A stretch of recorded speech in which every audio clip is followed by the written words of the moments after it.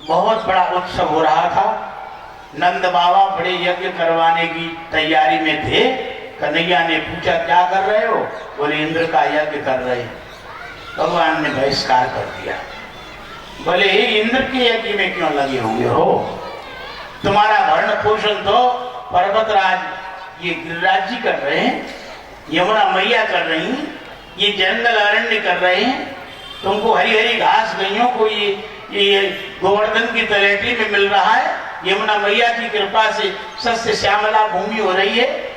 आप इंद्र के यज्ञ में कितनी बर्बादी करते हो? अरे डायरेक्ट पूजन करो तो गिरिराज जी का करो। गिरिराज जी का पूजन करवा के इंद्र को क्रोध दिलाया है। क्रांतिकारी बन गए भगवान। पर्यावरण की रक्षा करना हमारा प्रत्येक व्यक्ति का कर्तव्य है। पर्वतों की रक्षा करना, नदियों की रक्षा करना, जंगलों की रक्षा करना, ये मानव का परम धर्म है, परम कर्तव्य है। इस बात को हम बार बार कहेंगे कि आप लोग भूख मिटाने के लिए कितना प्रयास करते हो। खेती करते हो, किसानी करते हो, व्यापार करते हो, कहां तक क्या क्या नहीं कर डालते। किंतु प्यारे, आपने कभी नहीं सोचा होगा कि सबसे पहला भोजन तो हमारा ऑक्सीजन है, नंबर 1 का। अरे दाल रोटी तुम 2 बार खाते हो, पानी 6 बार पीते हो, किंतु जिसके बिना तुम जिंदा नहीं रह सकते हो वो ऑक्सीजन तो 21,600 बार खाते हो। इसके लिए कभी तुमने खेती किसानी की? कभी नहीं की। सही बताना, ऑक्सीजन के बिना जिंदा रहोगे? नहीं रहोगे। खाते हो रोजाना के नहीं? बिना खाए काम चलेगा? अरे ऑपरेशन थिएटर में जब ऑपरेशन होता है उसमें गैस सिलेंडर लेना पड़ता है, ऑक्सीजन का पैसा चुकाने पड़ते हैं। ऑक्सीजन भी अस्पताल में फ्री फट में नहीं मिलती, बोल मिलती है। और ये तुम दुनिया की जो भी ऑक्सीजन भगवान के द्वारा जो प्रसारित, इसको तुम फ्री में ले रहे हो, इसकी पैदा करने की कोई कभी सोची नहीं किसी ने। ध्यान देना, तुम इसको खा ही नहीं रहे हो, इसको गंदा भी बना रहे हो। आपने श्वास को लिया बाहर से ऑक्सीजन, तो अंदर से क्या निकालते हो? बोलो। अंदर से निकली हुई कार्बन को इकट्ठा कर लो, सिलेंडर भर लो और किसी के मुंह में लगा दो वो कार्बन का सिलेंडर, 5 मिनट में गोविंदा नमूना हो जाएगा। बोलो हो जाएगा क्या? नहीं। बोलो।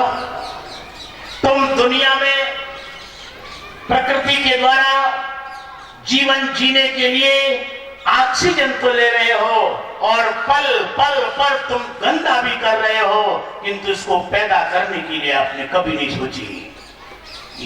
ये कौन सोचेगा? ऑक्सीजन की खपत तो तुम करे जा रहे हो जन्म से लेके मौत तक। इसकी पैदावारी के लिए कौन सोचेगा? यानी इसकी पैदावारी के लिए जो उसका प्रयोग कर रहा है, जो उसको खा रहा है, वही सोचेगा। अगर उसने नहीं सोचा तो कान खोल के सुन लेना, सारे विश्व ब्रह्मांड का विनाश बहुत जल्दी हो जाएगा, बच नहीं सकता, जीवनी शक्ति समाप्त हो जाएगी।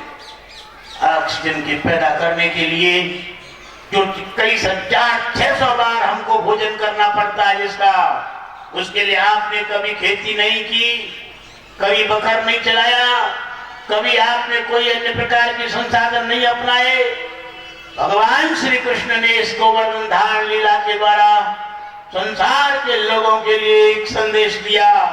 और दुनिया में जीवन जीने वाले, ऑक्सीजन के आधार पर जीवन जीने वाली चेतनाओं, तुम्हारा सबसे पहला कर्तव्य है तुम ऑक्सीजन को पैदा करने के लिए कोई मुहिम चलाओ, कोई कारगर उपाय करो, कोई निश्चित निर्धारित तुम ऑक्सीजन मेडिकल साइंस के हिसाब से तुम एक दिन में कितनी ऑक्सीजन लेते हो जरा जांच करना। किसी डॉक्टर के द्वारा जांच करवाना लेबोरेटरी में। तुम कितने वर्ष जिंदा रह चुके हो?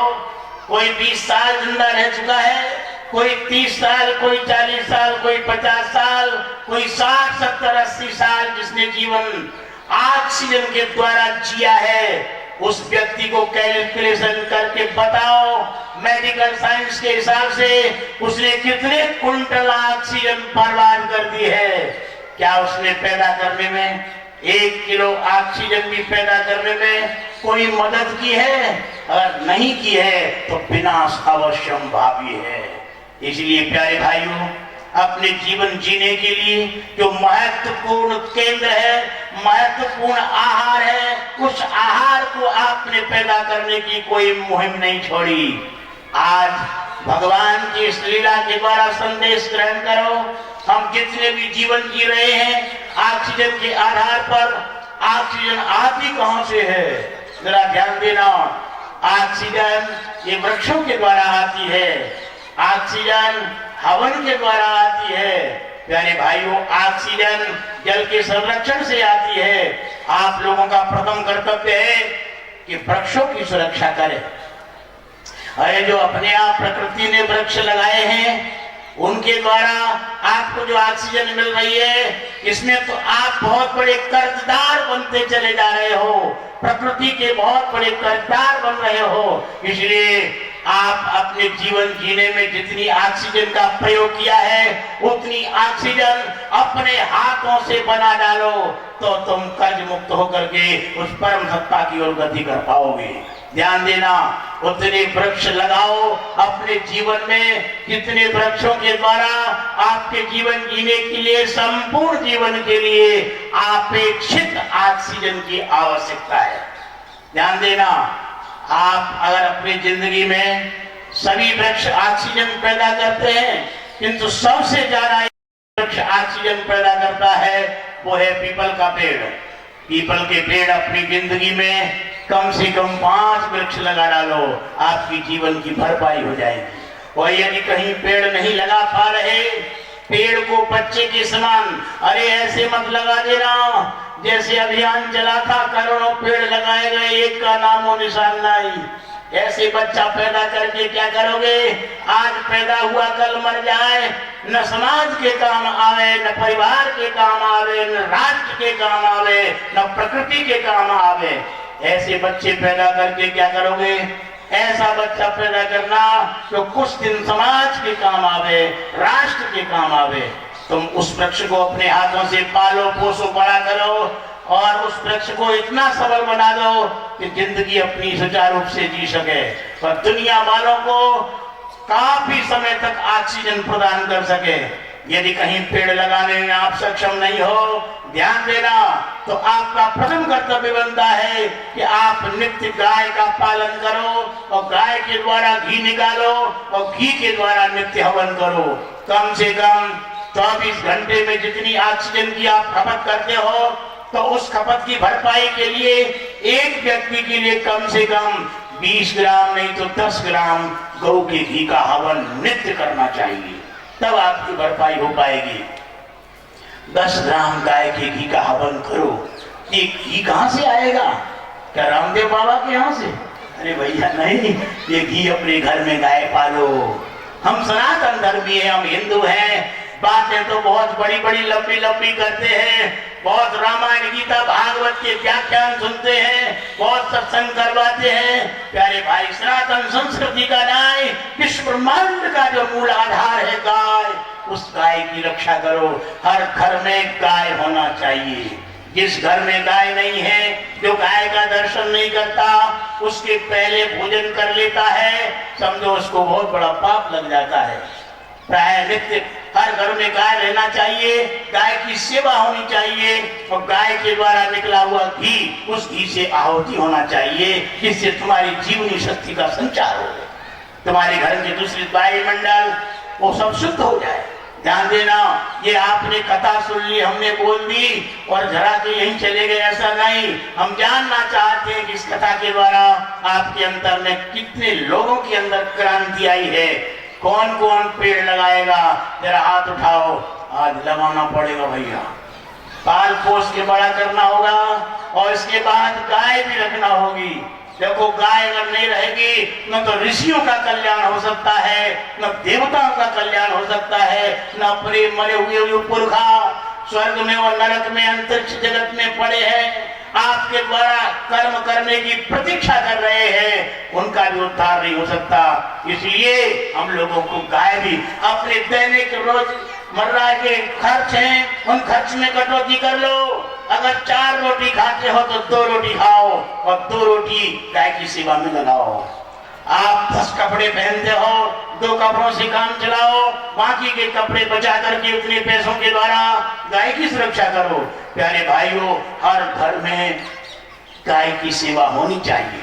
अपने दैनिक खर्च को कटौती करके एक गाय का खर्च वहन करो। गरीब से गरीब भी गाय रख सकता है। प्यारे भाइयों, आप गाय रखो, आपका बड़ा मंगल होगा, बहुत बड़ा भला होगा। आप ऑक्सीजन लेते हो, पर्यावरण को दूषित करते हो, इसके द्वारा पर्यावरण का शोधन होगा। हम तो स्पष्ट कहते हैं, जिनके घरों में नित्य हवन होता है, ध्यान देना, नित्य हवन किराए का नहीं, भाड़े वाला नहीं। कौन सा हवन? जिनके घरों में नित्य हवन होता है, जो व्यक्ति स्वयं अपने हाथ से नित्य हवन करता है, जो नित्य तर्पण करता है, जो जिसके घरों में रामायण गीता का नित्य पाठ किया जाता है, और जिसके घरों में विद्वान ब्राह्मण और साधु महात्मा आते हैं, उनके चरणों का प्रक्षालन किया जाता है। हम चैलेंज देते हैं, वो घर घर नहीं है, वो स्वर्ग है, वो वैकुंठ का काम करेंगे, तुमको परलोक ले जाएंगे। और जिनके घरों में प्यारे भाई नित्य हवन नहीं होता, जिनके घरों में तर्पण नहीं होता, जिनके घरों में गीता रामायण का पाठ नहीं किया जाता, जिनके घरों में विद्वान ब्राह्मण साधु महात्माओं का सम्मान नहीं किया जाता, उनके चरणों का पाद प्रक्षालन नहीं किया जाता, बेघर घर नहीं है भैया, बेघर है मरघट। मरघट, और मरघट में कौन रहता है? जरा ध्यान करो, मरघट में हमने देखा है कौन रहता है।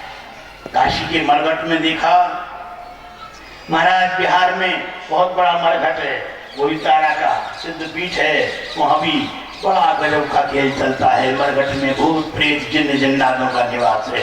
इसलिए प्यारे भाइयों, हम सनातन धर्मी होकर के अपने गृहस्थ घर को मरघट न बनावे, ऐसे नियमों का पालन करें। भगवान ने सब सिखाया है। गोवर्धन बोलिए आनंद कंद भगवान